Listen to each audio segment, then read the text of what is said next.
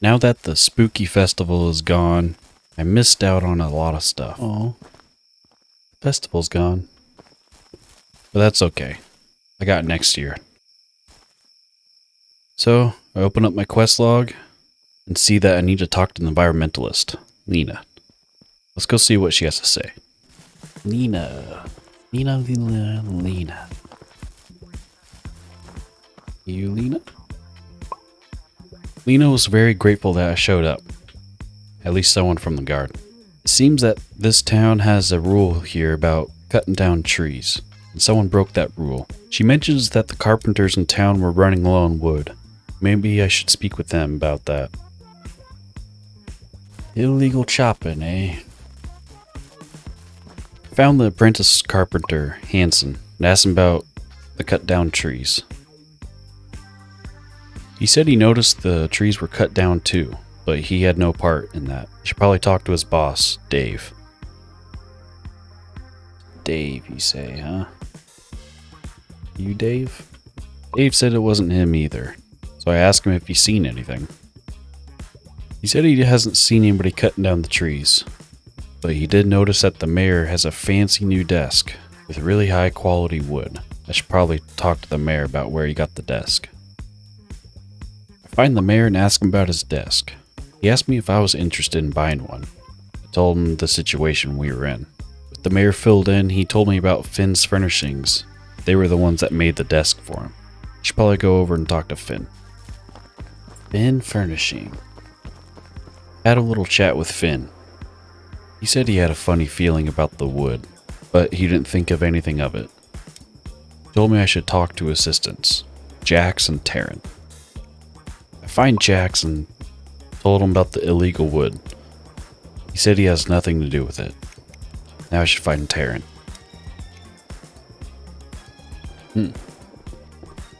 That was weird. Once I found Taryn, he also says he doesn't know anything about illegal wood. So now, it's up to me to find hard evidence.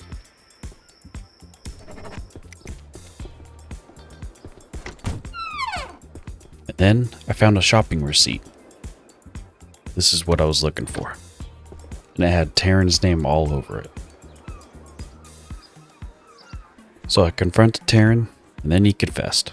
He said he didn't want to disappoint the mayor since he's an important figure in this town. But a crime is a crime. As I was on my way back to Captain Teak, I noticed I had a letter, and it was from the mayor. He told me about a vacant plot here in town, and he gave me some blueprints for a house. I'll have to set this up later. Well, that's nice of him.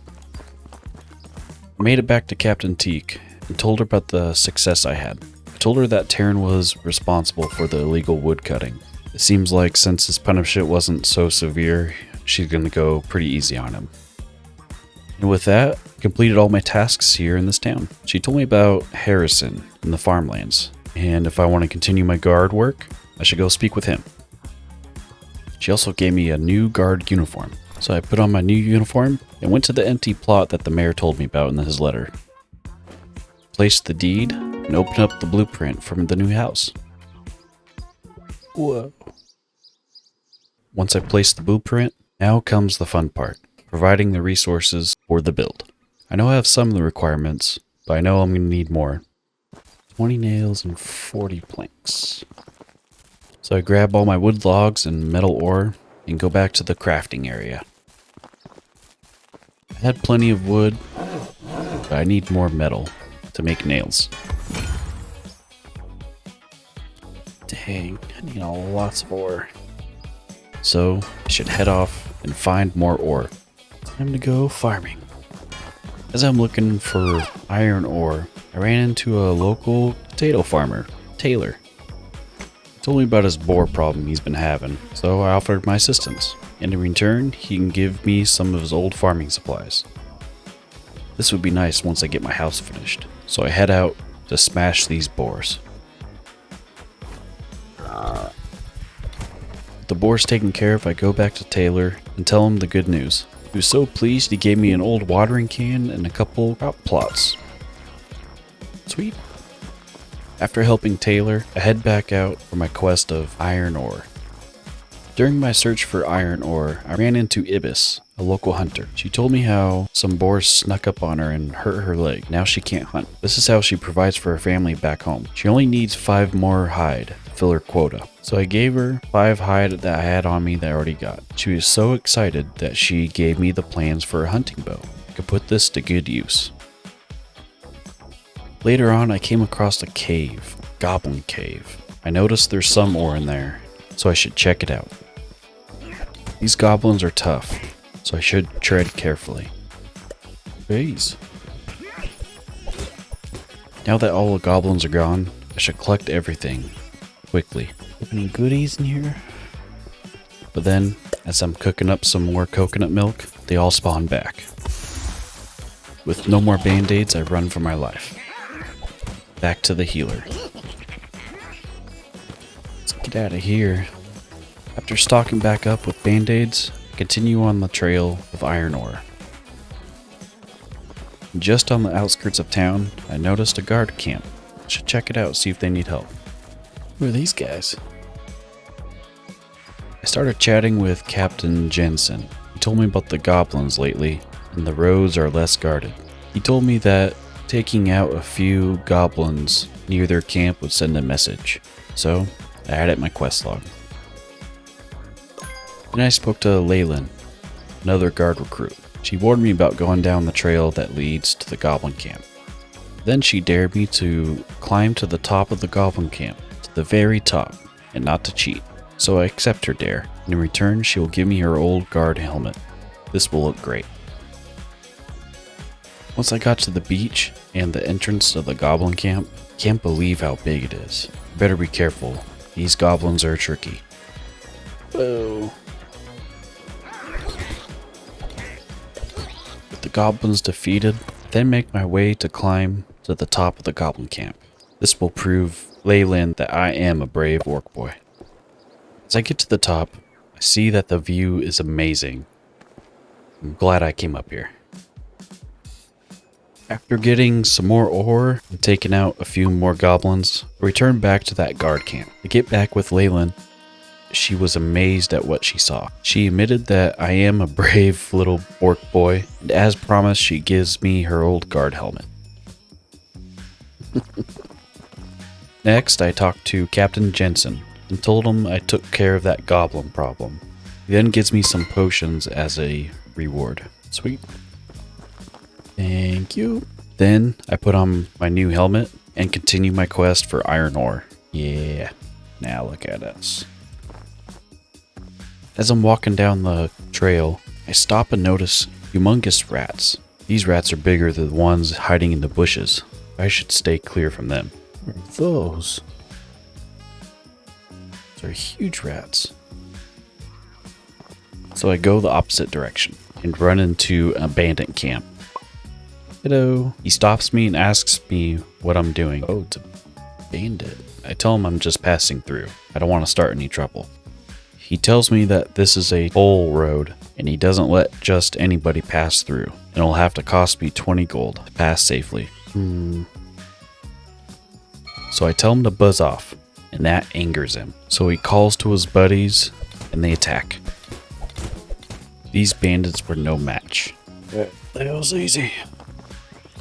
Little orc boys. No match for bandits. After the ambush, I take a look around and find a journal in their camp. I'll have to remember this for later. As I'm hugging the coastline and looking for iron ore, I noticed an arena down below on the beach. I should check this out. Ooh, you're skilled, huh? When I tried to speak with Ilandra at the Fighters Guild booth, she told me that they're not open yet. She said that they're still setting up shop and still getting ready. So I just let her get back to work. Is this gonna be like a gladiator arena? That is gonna be freaking sweet. So I move on to the next booth. Ooh, look at that helmet. Berserker's helmet. Heck yes, dude. And noticed it was an armorer. I'll have to start selling some items to see if I can afford the helmet. It's still not enough gold, so I continue browsing. I then notice a really cool armor. I want that. I really want to get too, but it still costs a pretty penny. Is a cape? Yeah, dude. Ragged warrior. That's what I want. Remember this place right there. As I continue down the beach, I notice a makeshift lighthouse. Wow, that tower. As I cross the gates of this new town, I notice the pirate flags everywhere. I should probably watch my coin purse while I'm here. I enter their local tavern. I speak with a few locals. I approach the one sitting at the table with a bunch of drinks in front of him. His name was Colt. He warns me about not getting too close to his drinks. I told him that was a lot of drinks. He seemed pretty defensive and said he wanted all these drinks. And it wasn't like he bought all of them for his friends who didn't show up. I felt bad, so I told him I'll be his friend. He distrustingly told me that I just want to be friends with him to get to his drinks. I told him no, I just want to be his friend. He started to come around, but said I need to prove it, and to bring some of that coconut milk from a guy on the bridge, and that should earn his trust. Then went to the kitchen and talked to the chef, Dustin. He warned me that it's dangerous to be up here, because it's an active kitchen, but when I look around, it doesn't look very active. He stutters, then spills out that he's actually short on supplies, and that the quartermaster is blocking all his requests for more ingredients. He said that the quartermaster just gives him potatoes. He then explains to me that he thinks the quartermaster is stealing their money and not ordering their supplies. As he continues, he mentions if someone can find his records book, we could prove that he is stealing. Tell him I will get the book for him and head off. Then ran into the guy on the bridge with the coconut milk, so I grabbed one. So I rushed back to the tavern to give Colt his coconut milk. He then gives me one of the many drinks. He called it punch. I'll have to try this later. Then I ran into the quartermaster. His name was Gresham, and as I approached him, he explains he's very busy. So I politely ask him if I could see his record book. He angrily tells me to beat it, and says that he has a lot of work to do, counting all this money. He then mumbles that he's gonna need a big bowl of pirate punch after work. This is a clue. Then tell him I brought him a drink. Next thing you know, he chugs the whole thing. I just keep bringing him drinks? So then I go back to the tavern and buy out all the drinks. And then once I kept feeding Gresham those drinks, I snatched up his record book. Yoink! Then realize how this new place is changing me. I'm supposed to be part of the guard, isn't that like stealing? I returned to Dustin and showed him the book. He then notices that he was in fact stealing from them, and that he will take the book to the pirate lords for them to settle this. So as a reward, he gives me one of his personal recipes. Sweet. Honeyed apple. I need to start working on my crafting skills. As I'm looking around the town, I find a bow in the chest. It would be awesome to learn how to use this. Wow, I got a bow. So I left town and headed back up the coast. I really wanted that helmet from the armorer that I met earlier. He must rotate his inventory regularly. I'll have to check back later. Oh no. Damn. I finally make it back to town to drop off the rest of the materials for my new house. Yay. Ooh.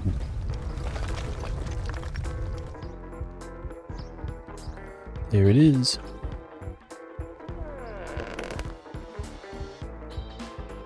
It's not bad for first house. It's close to the community garden. I could probably put some more crop plots back here. Yeah. That'll work out nice. But for now, I'm gonna go to sleep. Heal up a bit. With the sun setting, I rent another room for the night. There we go.